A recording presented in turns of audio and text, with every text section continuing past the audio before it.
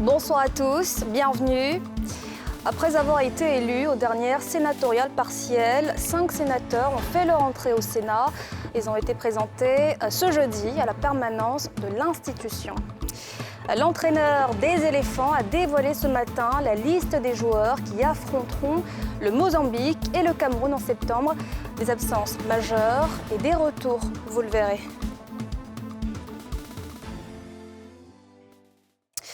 Mais d'abord, 11 personnes sont décédées dans la seule journée d'hier de la maladie à coronavirus. C'est un pic jamais atteint en Côte d'Ivoire.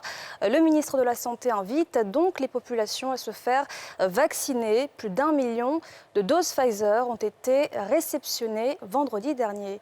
Pierre Dipomella. 11 personnes mortes de la Covid-19 dans la seule journée du mercredi 25 août 2021. Selon le point quotidien de la situation de la pandémie à coronavirus, ce qui porte à 48 le nombre de personnes décédées du fait de ce virus. Une première en Côte d'Ivoire qui suscite des inquiétudes face au non-respect des mesures barrières et les réticences au vaccin. J'ai fait mon vaccin et je trouve que ça s'est bien passé. Le mieux, c'est de se vacciner. Donc ce que je pense, c'est de solliciter nos parents, nos frères et sœurs, tout le monde de se vacciner. C'est très important. Au niveau du vaccin de la Covid, c'est une bonne chose parce que déjà ça permet de pouvoir prévenir la maladie, de pouvoir protéger aussi la population, vu que là, ici, hier, avec le bilan qui a été dit, il y a eu 11 morts. Voilà, donc vraiment, j'exhorte toute la population à faire son vaccin de Covid. C'est une pandémie qu'il faut vite prendre les précautions pour éliminer et je pense qu'il faut respecter les mesures barrières que le ministère de la Santé nous demande. Et je pense que si on les respecte, il y aura moins de morts. En ne faisant pas le vaccin, on court un grand risque. C'est ça, il faut que l'État y mette les moyens de communication. Il faut communiquer partout dans les marchés, dans les villages. Il faut communiquer assez dessus pour que les gens prennent ça au sérieux. Je pense que le vaccin contre le Covid-19 est très très important. Selon ce que j'ai appris, le bilan d'hier à aujourd'hui seulement, là il faut que beaucoup de gens se vaccinent pour que ça n'évolue plus, quoi. Bon, surtout pour nous qui voyageons beaucoup, si tu as le vaccin, tu as un peu de facilité à traverser les frontières et autres. Et de deux, le panique que tu serais contaminé ou bien être tombé malade et autres, là tu vas t'épargner. Le pays a enregistré le même jour 251 nouveaux cas de Covid-19. Le ministre en charge de la Santé, Pierre Dimba, invite toutes les personnes de plus de 18 ans à se faire vacciner dans les centres de vaccination, rappelant que la vaccination contre la Covid-19 est gratuite et volontaire.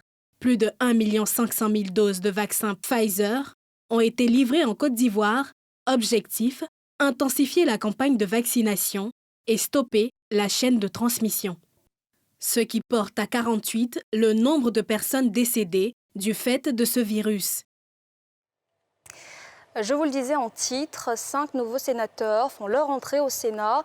Ils ont été présentés à la permanence de l'institution ce jeudi. Ils intègrent le Sénat après leur élection aux dernières sénatoriales partielles. Reportage.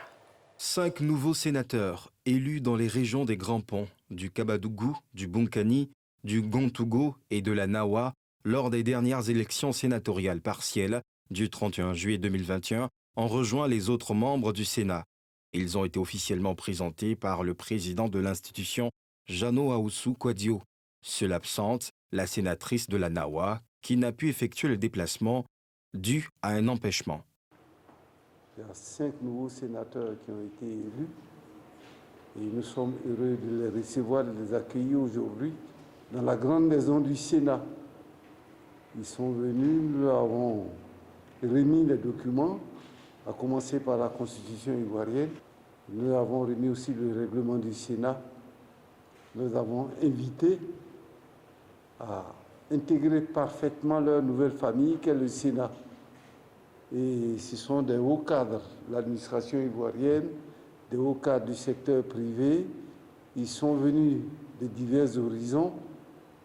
Cela exprime la diversité intellectuelle, culturelle et politique du Sénat. Les nouveaux entrants mesurent bien les tâches qui les attendent. Nous allons nous inscrire dans la vision du président de la République pour faire voter massivement des lois qui vont consacrer le développement de nos collectivités, particulièrement la région de Bunkani. Je suis fier d'appartenir à cette famille. Je pense que c'est une famille, la grande famille des sénateurs, cette chambre haute-là. Moi, je suis un député sortant. Donc, ce que je peux apporter, fort de mon expérience à l'Assemblée, je me retrouve au Sénat où, avec l'expérience que j'ai, je pourrais apporter beaucoup pour nos collectivités. Oui, c'est vrai, c'est une satisfaction, mais je pense qu'également, ce sont des obligations. Parce que nous avons quand même un passé, le président vous le disait tout à l'heure, moi je suis président du conseil régional en fonction actuellement dans ma région. Et le président vient de dire que nous sommes les élus des collectivités et des Ivoiriens de la diaspora.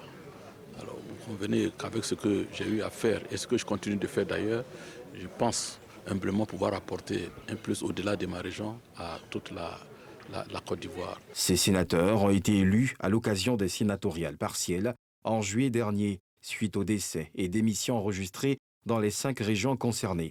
Le Sénat est basé à Yamoussoukro, la capitale politique du pays. Nous sommes à 2 semaines de la rentrée scolaire et les parents se préparent pour cette nouvelle année. Toutefois, dans le secteur des uniformes scolaires, ce n'est pas la grande affluence. Pour l'heure, Yéli Traoré, Tanguy Conan. Branle-bas de combat chez les parents d'écoliers qui reprennent la route de l'école dans un peu moins de 2 semaines. Outre les livres et autres fournitures scolaires, l'achat des uniformes est un passage obligé pour les parents. Mais force est de constater qu'on ne se bouscule pas encore au portillon des magasins de vente des tissus servant à la confection des uniformes scolaires. Actuellement, en tout cas, comme c'est la rentrée, les clients qui viennent, en tout cas, ça nous arrange un peu. On arrive à gagner un peu. Voilà, puisque c'est le moment. Parce que si c'est fini aussi. C'est pas comme l'année dernière. Les clients viennent quand même un peu. Pour le moment, en tout cas, ils viennent un peu. Ça vient. Voilà, parce qu'il ne faut pas attendre le dernier moment pour venir. Il y a les parents qui ont compris, qui commencent vraiment à venir. Le polycoton, c'est 3200 le mètre. La gabardine, 3600. Et puis, on a des tissus de coton un peu en secret qui font 4500 et 6500. Voilà. Mais ça, c'est les premiers prix. On peut faire des bons remises. Néanmoins, il y a quelques parents qui anticipent et préfèrent s'y prendre plus tôt que d'attendre la dernière minute. Moi, je suis client depuis des années. Donc, chaque année, à cette période-là spécifiquement, je viens ici, aussi bien pour mes enfants que pour ceux qui sont venus en vacances. Voilà, je viens acheter du tissu pour la confection des tenues scolaires des enfants. Je suis venue faire les courses de ma petite fille, acheter ses tenues scolaires. Ça fait longtemps que je viens ici, chaque fois que mes petits enfants viennent en vacances. Chaque fois que je veux leur offrir leur tenue scolaire, je préfère venir ici parce que j'ai le choix. Je préfère acheter ici au lieu d'aller prendre des tissus à la sauvette. Les prix sont abordables, très abordables. Et c'est surtout la qualité même. Je suis en train de chercher à trouver un kaki pour mon fils qui doit aller à l'école cette année. Donc j'ai déjà commencé à faire les courses, donc je suis venu acheter les kakis. C'est les prix qui sont un peu, compliqués, mais sinon apparemment il y a tout ce qu'il faut. Pas de rush donc chez les vendeurs de tissus. Même constat chez ces femmes couturières du marché central d'Abobo, dont l'activité principale, en cette veille de rentrée, est la confection des uniformes scolaires. Pour le moment, ça va un peu, comme c'est un peu lent par rapport à la rentrée, comme c'est pas encore proche. Sinon que ça va, on ne se plaint pas, ça va. On confectionne les robes de l'école. Il y a des gens qui viennent prendre ça en groupe pour aller revendre. Et il y a des parents d'élèves aussi qui viennent acheter dans nos mains. Bon, cette année, c'est dur, c'est un peu lent. Et puis les choses sont chères. Franchement, on ne s'en sort pas trop. On fait avec. Une robe à 3500, c'est payant. Et le plus élevé, CM2, c'est à 4500. Cette année, la rentrée, ça ne donne pas. Ça ne fonctionne même pas. On attend peut-être comme le moment n'est pas arrivé. Sinon que pour le moment, on ne voit pas encore les clients. Sinon, d'habitude, les années passées, les années surpassées comme ça, à l'heure comme ça, les grossistes viennent prendre. Comme ça, nous aussi, on a le temps de coudre. Mais pour le moment, il n'y a rien d'abord. Bien que l'école reprenne dans quelques jours, c'est l'attentisme chez beaucoup de parents. Le début du mois de septembre sera en perspective très chargé pour ces parents d'élèves. C'est vers eux qu'on se tourne lorsque notre téléphone ne fonctionne plus comme il le devrait. Plongé au cœur de l'univers des réparateurs de téléphones, les chirurgiens des portables, un métier lucratif mais parfois ingrat selon ses acteurs. Ils dénoncent la mauvaise foi de certains clients. Brice Niawa, Tanguy Kona. Yves Quadio se rend ce matin dans un commercial dans la commune de Trècheville, où il répare les téléphones, un métier qu'il exerce depuis 2012. Il a arrêté ses études alors qu'il était en classe de 4e. À son arrivée au bureau, on peut voir déjà les sollicitations. Non, ça n'est pas de fou. Père d'un enfant de 7 ans, ce passionné de la réparation nous explique son travail. Ils changent les écrans, soit le téléphone ne charge pas, ou bien le téléphone n'arrive pas à s'allumer. Nous, on peut faire allumer ça. Par exemple, si le téléphone est tombé, il va y avoir des dégâts dans le téléphone, il va y avoir plusieurs choses dans le téléphone. Donc, nous, on arrive à faire ça. Au départ, il était avec mon patron. J'ai fait quelques temps avec lui. Il m'apprenait, il m'envoyait un peu, il me montrait comment ça se passe. Moi aussi, j'étais curieux, il posait des questions. Ça, c'est quoi, et il me répond. Souvent, moi, je me cache aussi pour démonter les trucs, pour pouvoir apprendre plus rapidement. Il n'a pas été dans une école. J'ai appris comme ça sur le tas. J'ai fait 3 mois pour lui, après, je me suis lancé. Je suis à l'aise dans ce que j'ai fait. Contrairement à Yves Quadio, ce trentenaire a quant à lui bénéficié d'une formation en électronique au Ghana avant de venir s'installer en Côte d'Ivoire. Disons, il a fait une année, bon, et puis c'était dans une fondation anglaise. Je viens d'appliquer aussi la réalité, quoi. Il manque aussi des téléphones, des pièces des téléphones, c'est-à-dire les batteries, les nappes, les écrans, tout ça là. Chez ce monsieur, il ne s'agit ni de formation, ni d'apprentissage.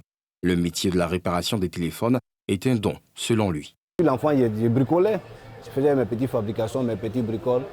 Donc, je me suis jeté dans la réparation des gros appareils, téléphones, radio, télévision. Voilà comment tout a commencé. Bon, c'est un don de Dieu. Depuis mon enfance, j'ai même arrêté mes études à cause de ça.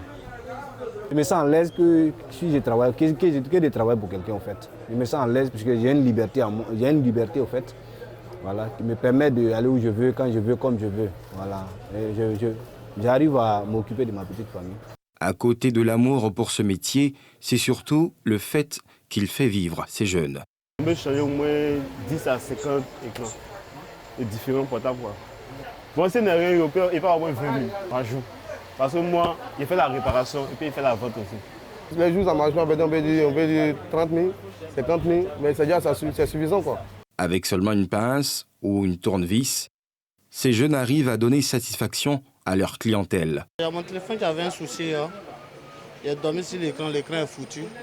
Comme c'est un frère, c'est lui qui répare particulièrement tous mes téléphones. Donc ça lui est remis pour réparer mon téléphone.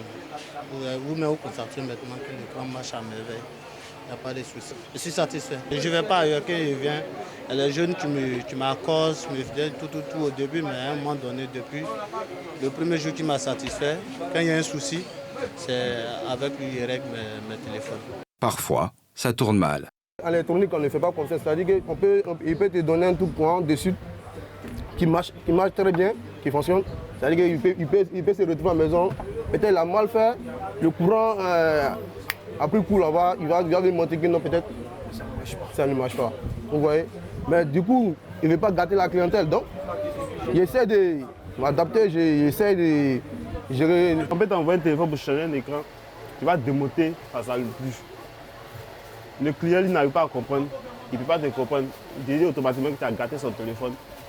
Souvent, on rembourse le téléphone ici. Il y a plein qui se font enfermer pour rien, pour un appareil qui n'a pas gâté, qui est venu pour un problème. Et on le met dedans. Maintenant, nous, on dit quoi? Parce qu'il y a des gens qui sont docteurs, qui soignent l'être humain même. Il va à l'hôpital, il a ces gens de cas, maladie, et puis il meurt. On nous complique même pour récupérer son corps. Mais nous, à nous tout, on ne nous comprend pas. On dit vraiment qu'on a gâté, on n'a qu'à payer, on n'a qu'à rembourser, c'est notre travail, on est malhonnête, ceci, cela. Attends, ce n'est pas le cas.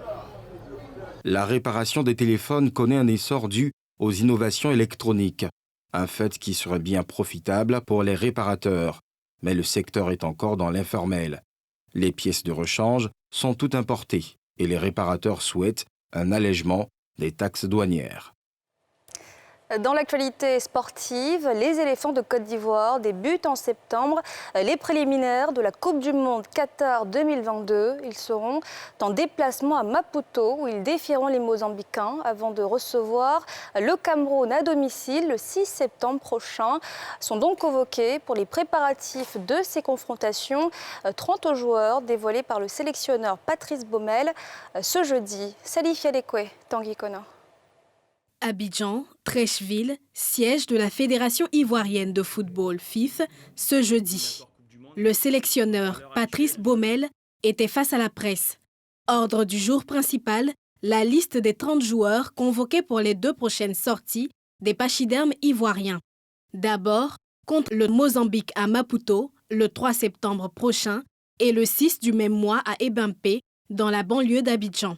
2 matchs comptant pour les éliminatoires de la Coupe du Monde 2022 qui se jouera au Qatar. Dans cette liste, l'on note les retours de Gervinho, Seri Jean-Michael et de Habib Maïga. Jean-Michael Seri revient de loin. C'est un joueur que je suis depuis très longtemps. Je suis ses performances avec Fulham. Le coach lui fait confiance. Ils ont très bien démarré la saison et il est en état de forme vraiment optimal. Donc, concernant Gervais, pour le rassemblement de juin, je lui avais dit que je souhaitais voir d'autres joueurs. Maïga, qui est toujours dans les listes, pareil, pour le match de juin, je connais très bien Maïga. Franck est un petit peu incertain, on a besoin de lui comme véritable leader dans le milieu. Dans mon choix de prendre les 3 gardiens, ma décision était de prendre déjà des gardiens qui ont du temps de jeu en tant que numéro 2, numéro 3.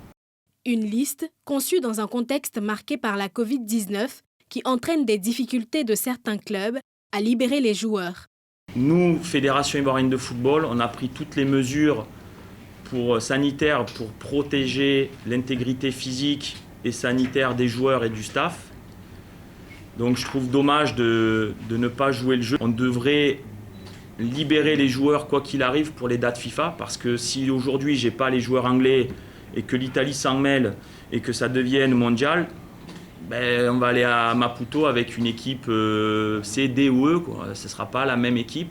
Patrice Baumel s'est par ailleurs réjoui des travaux entamés pour parfaire la pelouse du stade Alassane Ouattara d'Ebimpe, qui va recevoir dans quelques jours son équipe, invitant les populations à y effectuer massivement le déplacement.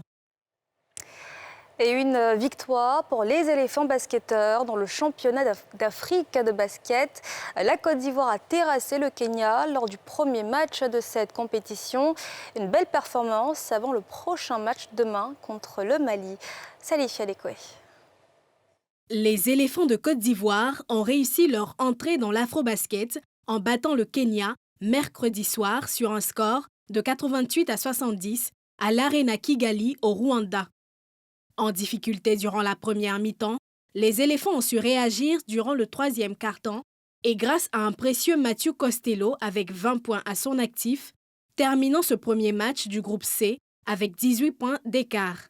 Le vice-capitaine Guy Landry se prononce sur cette performance de son équipe et les perspectives. Matt, c'est un joueur de Euroleague.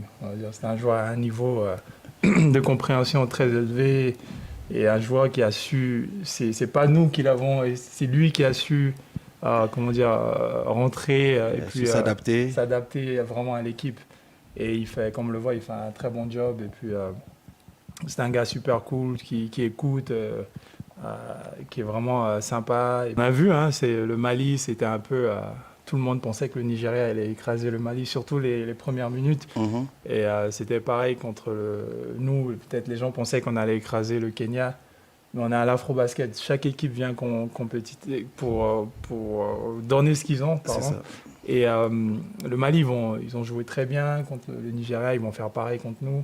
C'est à nous de trouver le game plan que le coach va donner et puis le suivre. Et puis je pense que ça ne sera pas facile non plus. Ça sera encore peut-être plus dur que le match ce soir.